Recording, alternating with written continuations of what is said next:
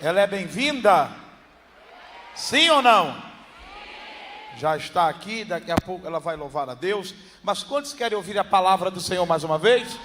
Vamos receber com alegria e honra pastor Eduardo Gonçalves. Vamos receber o servo de Deus com um aplauso.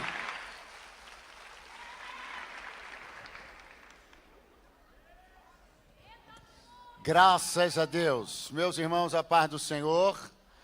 Quantos felizes e vitoriosos temos aqui esta noite.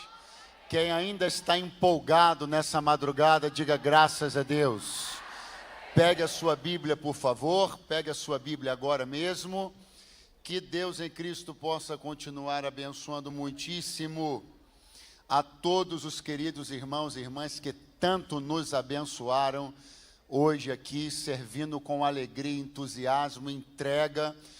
Deus renove as forças de todos os ministros do Senhor que já passaram por esse altar e os que ainda vão passar, dando-lhes graça em tudo. Que Deus continue também guardando, abençoando a vida do pastor Silas Malafaia, da sua esposa, sua família. Obrigado, pastor Eliel Lima, meu amigo. Deus abençoe você, querido irmão e amigo. Pastora Midian, que bom estarmos juntos. Pega a sua Bíblia, pois bem, Evangelho do Senhor Jesus, segundo escreveu Lucas, capítulo de número 3. Evangelho de Jesus, segundo escreveu Lucas, capítulo de número 3. Glória a Deus.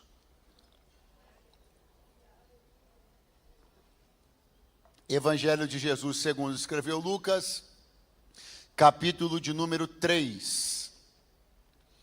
Versículo 1, está escrito: e no ano 15 do império de Tibério César, sendo Pôncio Pilatos governador da Judéia, e Herodes tetrarca da Galiléia, e seu irmão Filipe tetrarca da Itureia e da província de Traconites, e Lisânias tetrarca de Abilene, sendo Anás e Caifás sumos sacerdotes, veio no deserto a palavra de Deus a João, filho de Zacarias. Quantos podem dizer graças a Deus? E quem tem um aleluia para entregar? Eu estou crendo muito fortemente no meu espírito que esta é uma madrugada de, além de tudo que Deus já fez, ser também uma madrugada de despertamento para os profetas de Deus. Queria que você levantasse as suas mãos o mais alto possível, porque eu já quero começar a declarar que a tua boca será cheia da palavra de Deus, e tu a abrirás por onde tu fores, e com muita graça e poder de Deus, você vai fazer diferença onde você passar. E se você liga essa palavra comigo, diga amém, por favor. Bom, para falar de um ministério profético, eis um grandiosíssimo exemplo bíblico. Estamos falando de João Batista.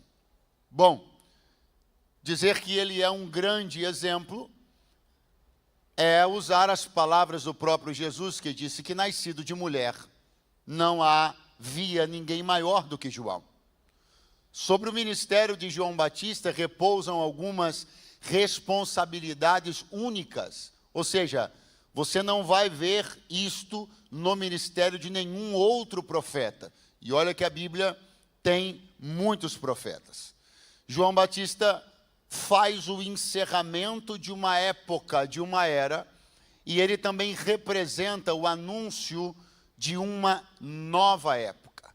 Ele está bem no limiar entre duas eras no mundo espiritual. Ele é o último dos profetas canônicos, dos profetas bíblicos, porque o ministério profético não se encerrou. Nós acreditamos que o ministério profético está em pleno vigor, mas dos profetas bíblicos, João Batista é o último. Então ele está bem no limiar, no final de um ministério e uma dispensação, e o início de algo que ele está anunciando com poder. Agora repare bem que o nosso querido irmão evangelista e doutor Lucas para falar sobre o ministério de João Batista, ele deu um panorama. Repare que ele fez questão, e isso não foi feito pelos outros evangelistas, mas Lucas fez questão de demonstrar um panorama de dois aspectos muito importantes. Um panorama político e um panorama religioso. Repete bem comigo para eu saber que você ainda está bem acordado. Diga político e religioso. Então, Lucas quer dizer para nós, dentro de que cenário e contexto e panorama o ministério de João Batista será exercido. E aí Lucas abre a geografia da época, a geopolítica da época, e fala sobre os dominadores daquele tempo, fala sobre quem eram os maiorais, os manda-chuvas da época. E aí, depois de falar sobre isso, ele fala sobre um panorama religioso, e ele diz que o ministério de João Batista aconteceu nos tempos dos sumos sacerdotes Anás e Caifás. É muito importante você entender por que Lucas fez isso, porque isso não está distante de você, não está distante de mim.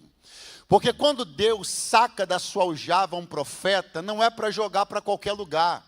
Deus tem um alvo, Deus tem uma intenção. Nós somos resposta a demandas que estão urgindo no mundo espiritual. Deus não chamou você, não capacitou você, não trouxe você hoje aqui para coisa nenhuma. Nós estamos reagindo a panoramas, nós estamos reagindo a atmosferas. Você vai ler na Bíblia algumas vezes uma expressão mais ou menos assim, falando a respeito de um profeta, que ele profetizou nos dias do rei X, do rei Y. Você vai ver várias vezes a Bíblia dizer que profetas profetizaram nos dias dos reis. Mas você não vai ler na Bíblia que os reis reinaram nos dias dos profetas. O que a Bíblia está dizendo é que quem estabelece os dias, quem organiza e dispõe as atmosferas são os reis. Os profetas reagem às atmosferas que os reis estabelecem. Eu não vim aqui falar para um outro povo, senão um povo reativo. Nós podemos não estar decidindo qual atmosfera está sendo estabelecida nesta nação, mas nós somos responsáveis por reagir enérgica e poderosamente a ela. Se alguém está me ouvindo ainda esta madrugada, então levante a sua mão bem alto, porque eu vim declarar que nós não vamos ficar de braços cruzados nem boca amordaçada. Os reis podem determinar os dias, mas cabe aos profetas reagir à atmosfera estabelecida pelos reis. Agora, eu olho para a Bíblia e vejo Lucas dizer uma coisa que me soa, entra no ouvido de um jeito estranho. Guarda essa palavra estranho. Qual é a palavra? Qual é a palavra? Veja só que coisa estranha. Lucas diz assim, que João Batista profetizou nos dias dos sumos sacerdotes Anás e Caifás. Que coisa estranha. Por que coisa estranha, pastor Eduardo? Porque este não era um cargo plural. Este era um cargo uno, singular, sumo sacerdote, e não sumos sacerdotes. Mas nos dias de João Batista e também nos dias de Jesus, está ocorrendo uma atipicidade na religião dos judeus. Nos dias do ministério de João Batista e nos dias do ministério de Jesus, guarde o que eu vou lhe dizer, uma coisa estranha está acontecendo no Sinédrio. Uma coisa estranha está acontecendo no meio da religião, porque aquilo que deveria ser singular está como plural. Aquilo que não deveria ter S, tem um S. Aquilo que deveria ser uma coisa só, de um jeito só, uma pessoa só e um cargo só, ganhou diversidade e pluralidade, quando o que Deus instituiu foi singularidade. Eu quero que você redobre a sua atenção, porque eu não quero aqui falar sobre coisas que não tenham uma aplicação e um entendimento prático para você. Preste atenção, porque estes não são dias diferentes dos nossos dias. Pastor, e o que tem a ver os tais sumos sacerdotes com qualquer similaridade que haja no panorama religioso dos dias de hoje? Preste atenção, estes são os dias que coisas que deveriam ser singulares estão se tornando plurais. Os homens estão metendo S's onde Deus não colocou, criando alternativas, campos de possibilidade, estendendo para além do que estendeu, flexibilizando o que Deus não flexibilizou, pluralizando o que Deus tornou singular. Mas eu tenho uma palavra de Deus para os João Batistas que vão profetizar em meio a um terreno espiritual e religioso estranho, onde querem empurrar pela nossa goela esses onde não existem, teologias que não existem, diversidades que não existem. Deus precisa que uma geração de guardiões daquilo que é singular tenha coragem de se levantar sobre a terra. Olha para o seu vizinho e diga assim, ó, estão querendo empurrar alguns S's pela nossa garganta, mas o zelo por aquilo que é singular está debaixo do cuidado da igreja. A igreja zela por aquilo que é singular. Pastor, explique melhor. Vou explicar. É uma fé, não são duas. É um batismo, não são dois. É um Senhor, não são dois. Uma só fé, um só batismo e um só Senhor. Eu vim me levantar junto com mais alguns vigileiros nessa madrugada para dizer: nós ainda cremos que algumas coisas são exatamente da forma como estão descritas nas Escrituras, e não vamos ceder às pressões de um mundo podre para tornar plural aquilo que Deus fez de um jeito só. Eram dias estranhos, dias onde eu li sumos sacerdotes, onde dois sumos sacerdotes ocupam e têm esta nomenclatura e cargo, embora um o exerça nominalmente apenas, o outro executivamente. Dias onde lideranças são meramente nominais, dias onde postos são ocupados apenas por nomeação e não por vocação e exercício. João Batista precisa operar ministerialmente nestes dias bastante estranhos, e ele tem uma missão. Pergunte qual? Horrível. Vai de novo, pergunte qual? Preparar o caminho do Senhor.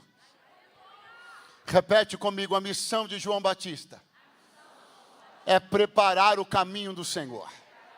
É isso que a profecia diz que ele deveria fazer, preparar o caminho do Senhor. Mas eu quero chamar a sua atenção, porque é uma hora importante da mensagem, porque é uma hora onde eu gostaria que a minha vaidade fosse duramente golpeada. E se você tiver coragem para querer isso também, então comece a se animar agora, porque escute muito bem. A profecia dizia: voz do que clama no deserto. O ministério do profeta que anunciaria o Messias era designado, classificado e definido desta forma: preparar o caminho do Senhor. Pois bem, aí vem este Senhor, de quem o caminho foi preparado. E este Senhor, um dia está pregando e está dizendo: eu vou para o Pai, e vocês sabem o endereço, vão atrás de mim. E os discípulos diziam: Senhor, nós não sabemos para onde tu vais, não sabemos como chegar no Pai. E o Senhor disse: como não? Eu sou o caminho.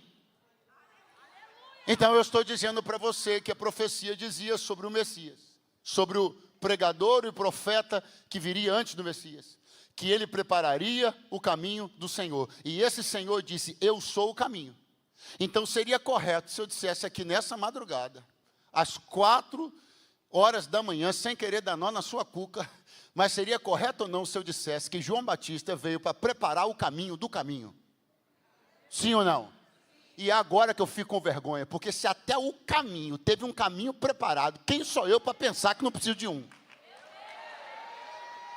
Se até aquele que é o próprio caminho submeteu-se a ter sua vereda plainada, seu caminho preparado pelo ministério de alguém que o precede e o anuncia, quem somos nós para pensar que podemos dispensar os caminhos que precisamos fazer até o dia que Deus nos erga com o poder que Ele prometeu?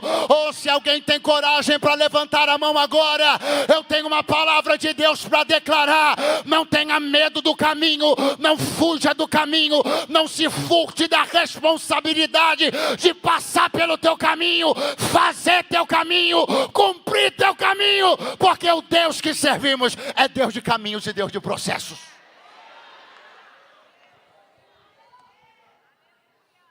A missão? Preparar o caminho do Senhor. A mensagem: arrependei-vos, porque é chegado o reino de Deus. Arrependei-vos, porque é chegado o reino de Deus.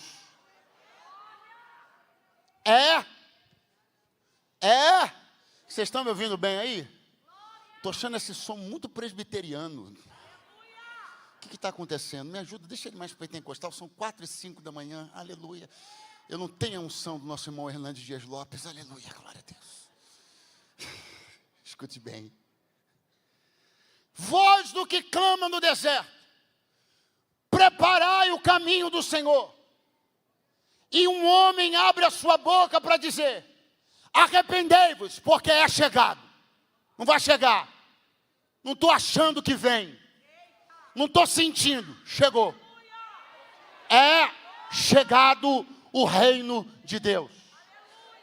João Batista era o último dos profetas canônicos. Nele terminava a lei e os profetas, mas ele nunca se ocupou de dizer o que estava terminando. Só se ocupava de dizer o que tinha começado. Eu vejo gente perdendo muito tempo em ficar criticando os tempos anteriores, as vozes anteriores, as eras anteriores, as coisas anteriores. Se você tem uma novidade para entregar, comece a viver ela e vai ficar claro que o que passou, passou, e glória a Deus. João Batista não está preocupado com isso, não. A mensagem dele é clara: o reino é chegado. E a mensagem dele é dura, e é mais ou menos assim: raça de víboras. Só que eu preciso ler um detalhe para você. Eu acho que, assim como eu, talvez esse detalhe tenha fugido para você em algum momento. Versículo de número 7. Dizia, pois, João, a multidão que saía para ser batizada por ele. 2 pontos. Raça de víboras. Quem vos ensinou a fugir? Diz para mim que você não pensava que João chamava de raça de víbora quem não queria se batizar. Mas Lucas diz que ele chamava de raça de víbora quem estava de jaleco branco. Dizia às multidões que desciam ao batismo. Era de jaleco branco e escrito CB Church, JB Church. E ele dizendo, raça de víboras, quem vos ensinou a fugir da ira futura? Mas que mensagem é essa para os batizandos? É um último grito. É um ultimato para resolver a vida de onde está, até chegar nas águas, porque João tem uma decisão clara no seu espírito. Pergunte qual? Não pode entrar na água do Jordão como víbora. Resolva-se antes disso. Por uma razão muito simples. Veja como João usou um exemplo que não foi por acaso. Ele está dentro da água, esperando o pessoal batizar e dizendo, não sejam víboras. Porque se vocês entrarem aqui como víboras, isso não vai dar certo. Pergunte por quê? Porque as víboras são excelentes nadadoras. Elas não vão submergir, elas só vão brincar na água. João Batista nunca quis fazer batismo para brincar. João Batista, não vai embora agora não, João Batista nunca quis fazer turismo no Jordão. João Batista nunca quis fazer encenação de batismo para tirar foto bonita no Rio Jordão e dizer que se batizou e no outro dia continuar vivendo a mesma vida, na mesma lama, no mesmo engano e no mesmo pecado. Resolva-se antes de entrar, porque aqui não é para passear e nem para nadar, é para mergulhar e sepultar o velho homem. Pega na mão da pessoa que está do teu lado e diga, chacoalha ele e diga, nós vamos ver mais batismos cheios do poder de Deus, de arrependimento e de quebrantamento. Não é turismo no Jordão.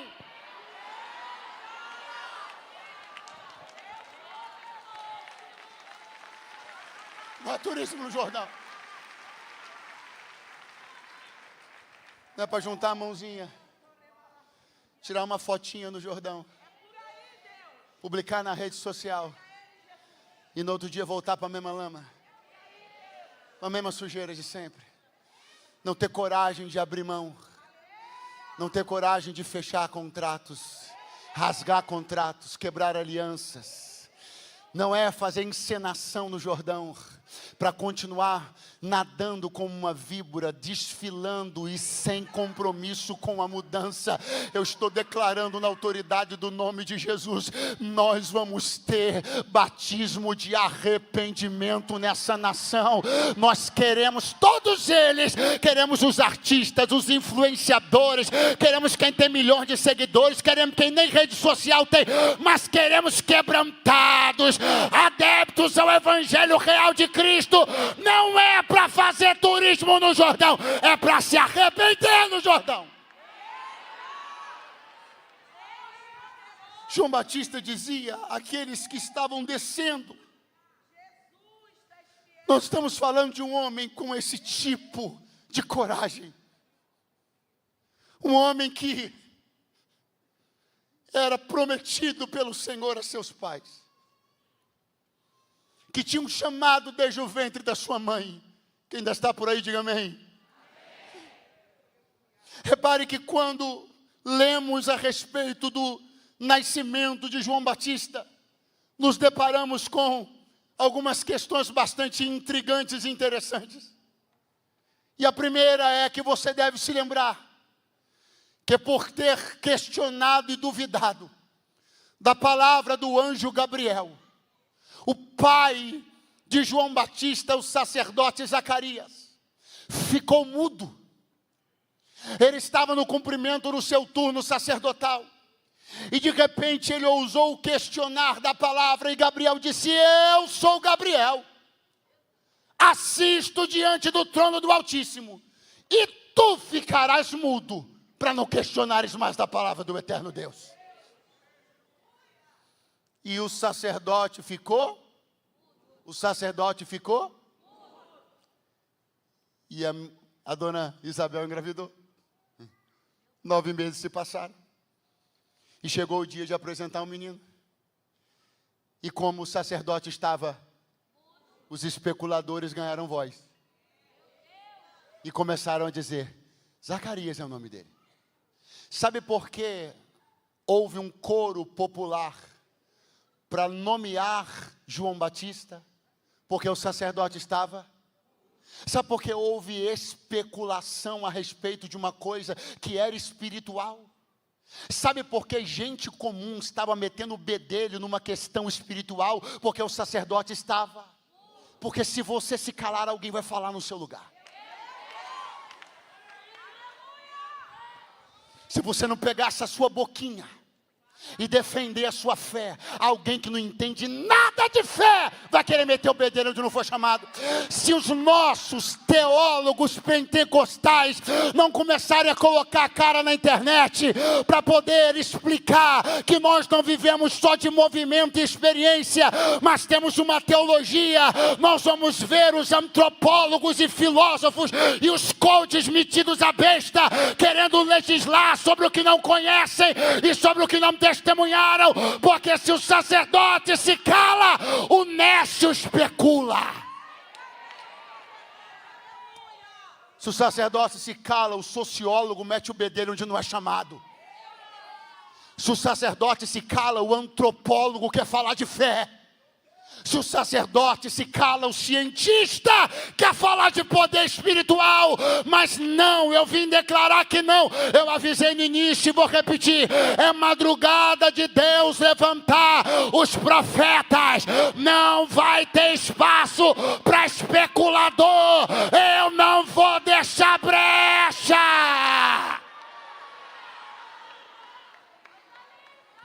Zacarias. Zacarias. Zacarias.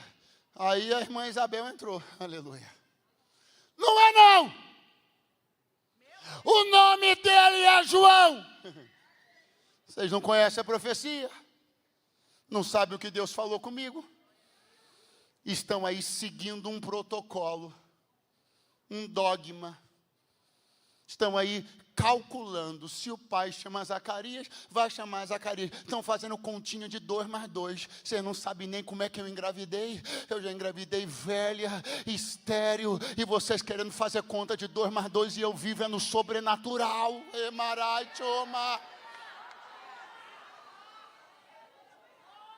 Não pode ser João. Não pode, não pode. Qual é a razão? Não tem ninguém na família com esse nome. Pois bem, vai ser o primeiro. Pega a mão da pessoa que está do teu lado, acorda ela. Se ela não der um glória agora, eu não sei, eu acho que eu vou desistir. Dá uma chacoalhada nela e diga assim: aí que ficou bom. Quando alguém abriu a boca para dizer que não tinha nenhum na tua família, aí Deus olhou e disse: pois bem, vai ser o primeiro. Ficou bom quando acharam que não podia ser você porque não teve ninguém antes. Ficou bom quando abriram a boca para dizer que você não ia cursar aquela universidade porque não teve ninguém antes. Ficou maravilhoso quando disseram que tu não podias exercer ministério porque tu não tinhas ninguém na tua retaguarda. Aí foi a hora de Deus dizer: pois agora que eu gostei, não tem ninguém mesmo, mas ele vai ser o primeiro.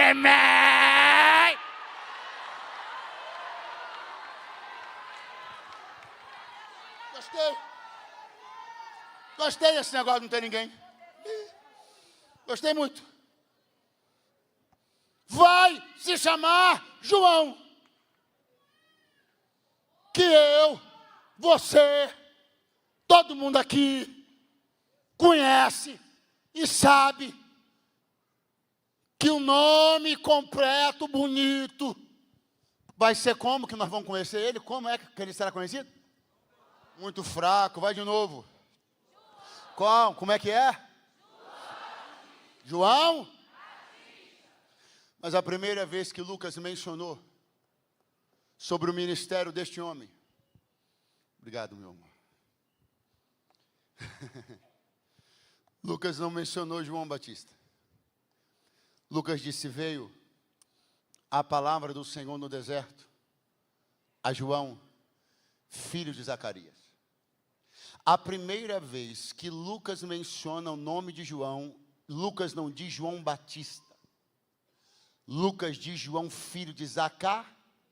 Vamos de novo. A primeira vez que Lucas menciona João, não menciona como João, e sim João, Pastor, mas não muda nada, porque eu sei que ele vai ser, muda muita coisa, porque você precisa entender uma questão a respeito de ordem e processos no mundo espiritual. Porque o nosso querido irmão ainda é o João, filho do Zacarias.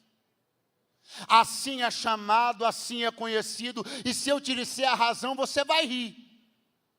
Se eu te disser por que Lucas está chamando João Batista ainda de João, filho de Zacarias, você vai rir. Quer ver como é que você vai rir? Pergunte por quê? Porque ele não tinha batizado ninguém. Viu como é que é engraçado? Só não fica engraçado quando é a nossa hora. Qual hora? De querer levar o nome daquilo que ainda não fez.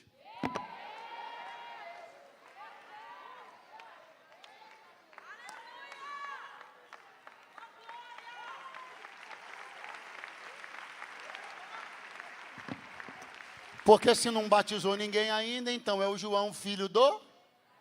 E quando começar a batizar vai ser João? E não é porque batizou, porque Filipe também batizou. E não foi chamado de Filipe Batista. Não é o que você faz uma vez.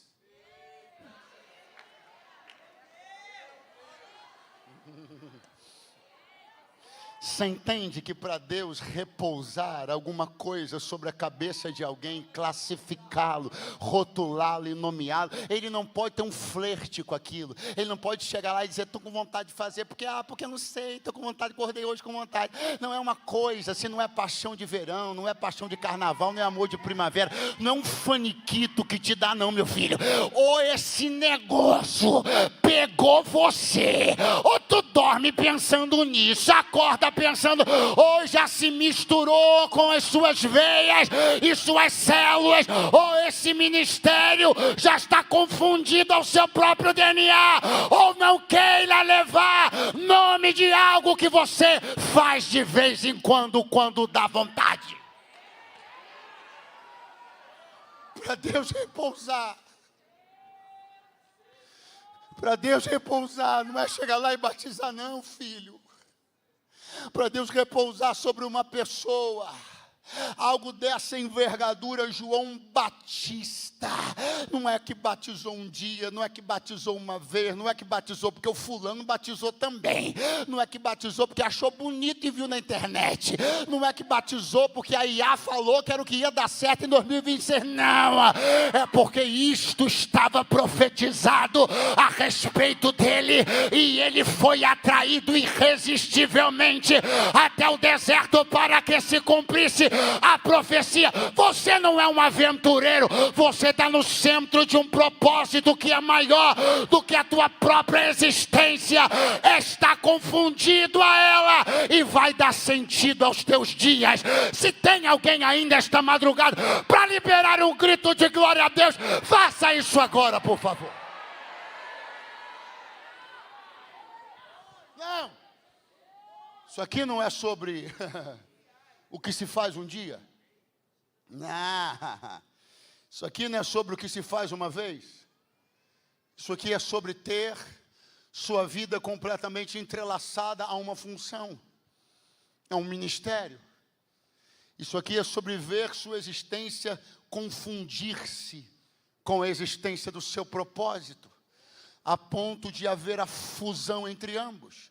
Você não sabe onde a existência da pessoa começa e onde o ministério dela termina. É tudo uma coisa só. Aleluia. Oh, bendito o nome do Trino Deus.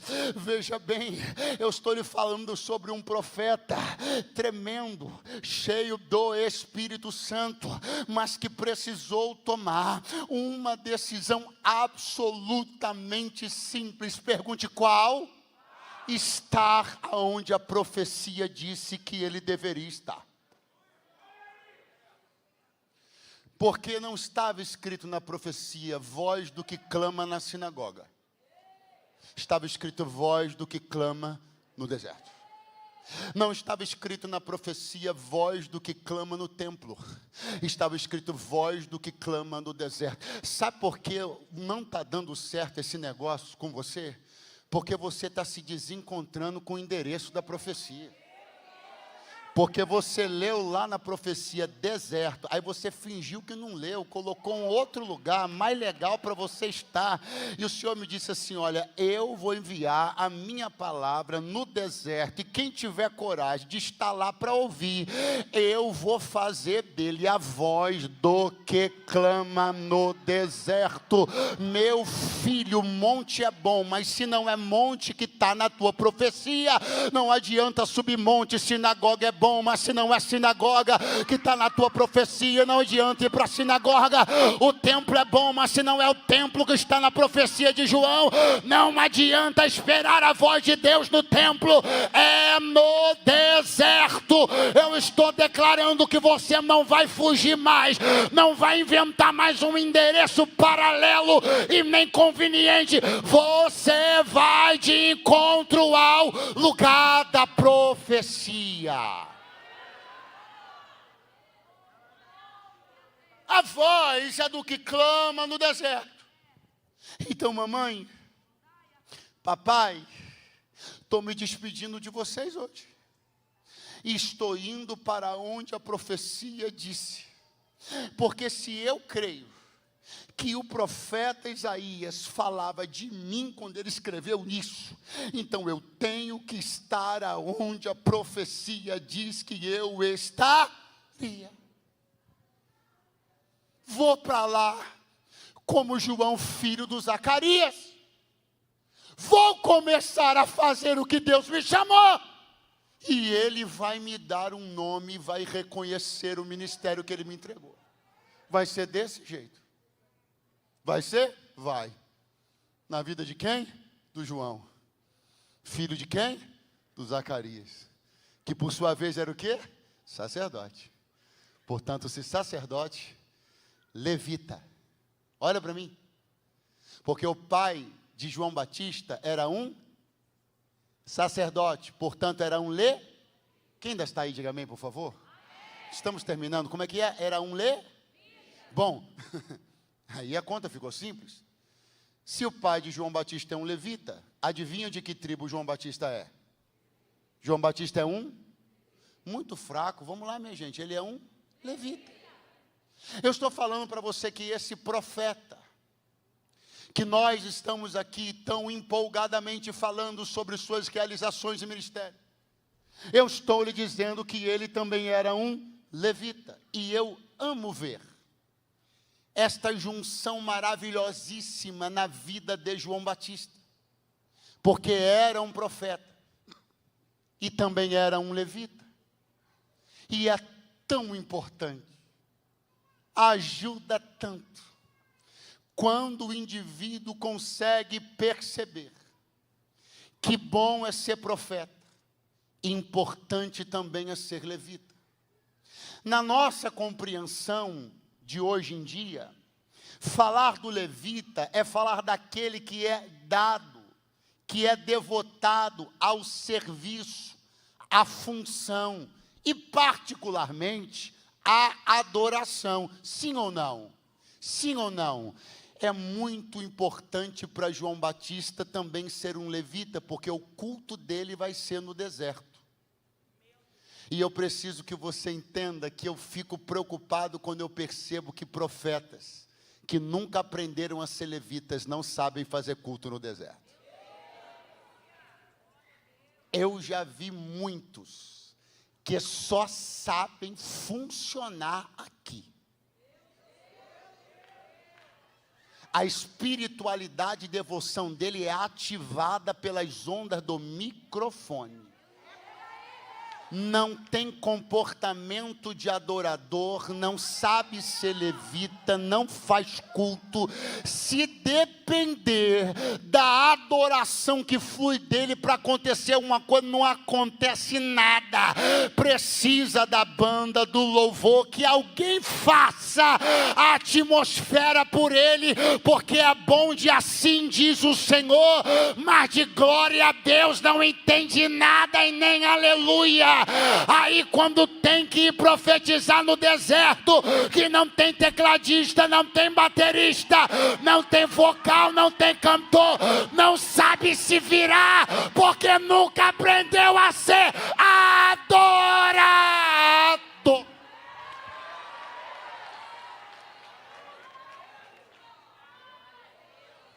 Aí precisa chamar o tangedor o tempo inteiro.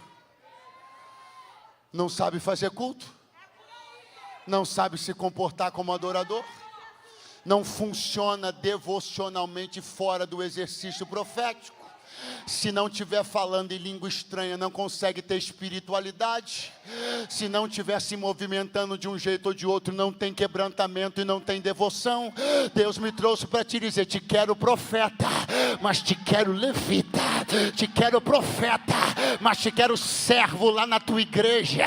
Te quero por aí dizendo assim diz o Senhor, mas também te quero obedecendo tua liderança. Também te quero tomando santa ceia na tua igreja. Também te quero sendo ordeiro com os teus compromissos. É profeta e é levita. Só quem entrou aqui essa noite e sabe fazer culto, levanta a mão mais alto que você puder. Faz teu culto aí nesse deserto. Maria chorecanda laragaio minha face. Lembria sandalagia sorge lebria fandarai. E mi assia canto recomere fai. Glorificado ao nome de Jesus o Cristo, adorado, bendito, exaltado, enaltecido seja o nome dele esta noite.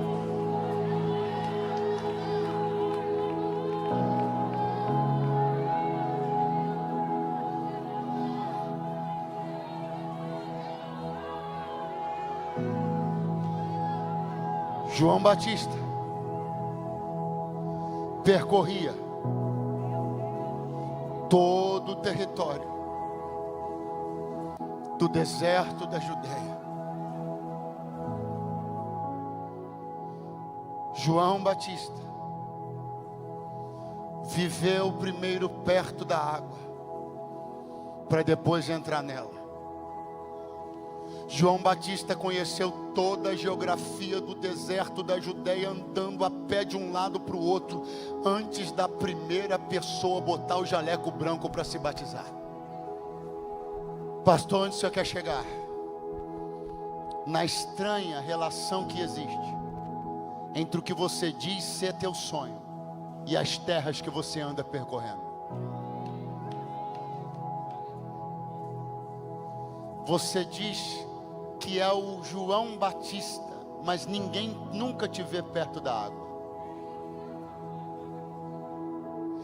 Enquanto você não entender que essa convergência entre o que você fala, que quer ser, e os lugares aonde você anda, as mesas que você frequenta, enquanto esta convergência não acontecer, vai ficar difícil para qualquer pessoa, inclusive para Deus, acreditar que você leva esse negócio a sério. Sonho declarado, dito para todo mundo: ser um chefe de família, construir uma família bonita no altar. Ok. Topa pegar seu direct e jogar ele no telão aqui? Porque que família é essa que você quer construir no altar, que você só se comunica com esse tipo de mulher que você se comunica? Não tem coincidência, não tem convergência entre o que você proclama querer ser e os territórios que você frequenta. As rodas não estão combinando, as mesas não estão combinando, os grupos do WhatsApp que você participa não são condizentes com o que você diz que quer ser. Então a minha derradeira palavra para essa madrugada é: comece a percorrer o território que condiz com o que você declara que quer viver. Eu estou declarando que você sai daqui para começar a esquadrinhar cada metro quadrado do teu deserto da Judeia, porque quando o primeiro botar o jaleco branco, eu já estou pronto, porque já conheço o território da minha promessa.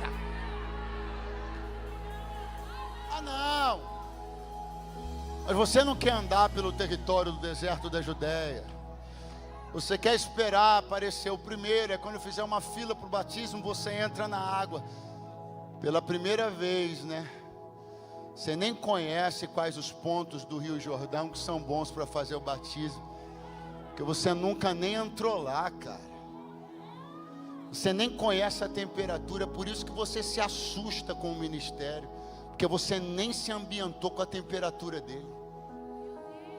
É por isso que tem alguém aqui glorificando a Deus por estar o servindo, e tem alguém lá reclamando da temperatura da água do Jordão, porque esse aqui entrou na água muitas vezes antes de batizar o primeiro. Alguém está me ouvindo? Isso é sobre começar a se ambientar com aquilo que você diz querer fazer parte do seu futuro. Vai se preparando que você vai se colocar de pé.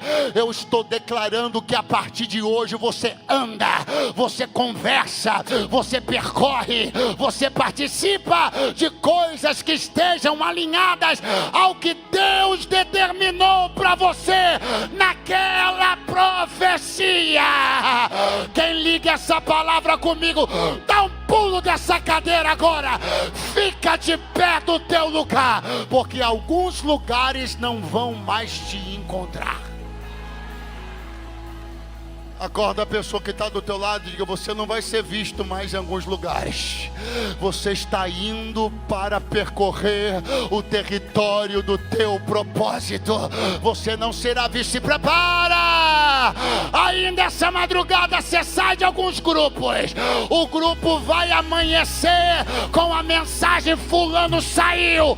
Onde é que ele está? Está percorrendo a terra do seu propósito. Está percorrendo a terra.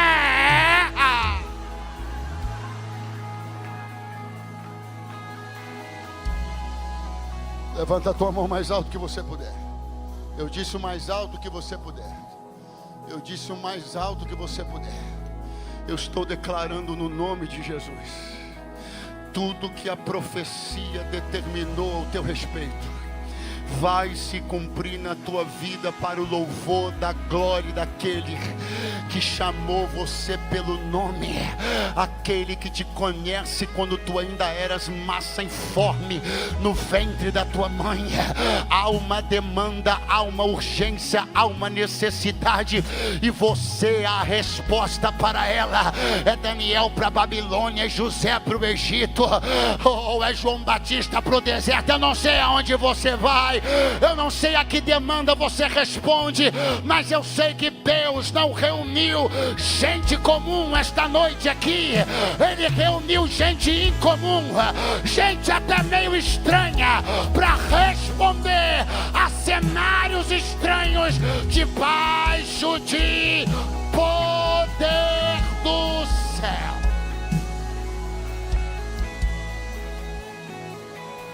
Olha para mim. Eu encerro aqui.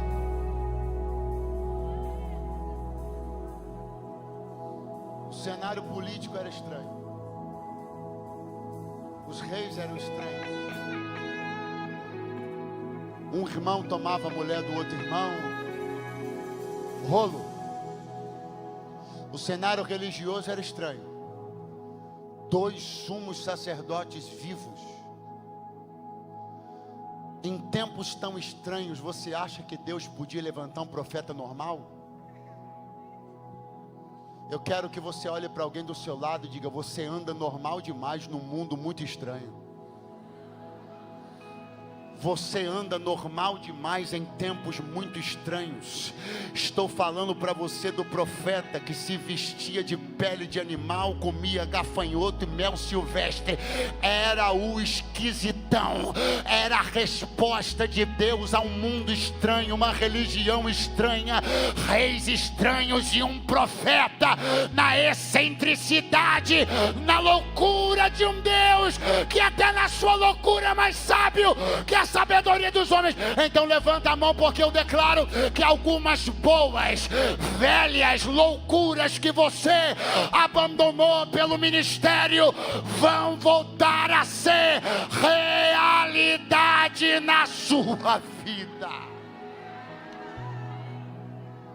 Estou declarando que algumas coisas que você deixou para trás depois que começou a estudar um pouquinho mais a Bíblia, estou declarando que algumas excentricidades que você deixou para trás quando aprendeu meia dúzia de palavras no grego e mais uma meia dúzia no hebraico e ficou metido a besta, congelado, cético, sem graça, sem sal, sem açúcar. Mas Deus me trouxe hoje aqui para te dizer: estou com saudade do meu velho e estranho profeta.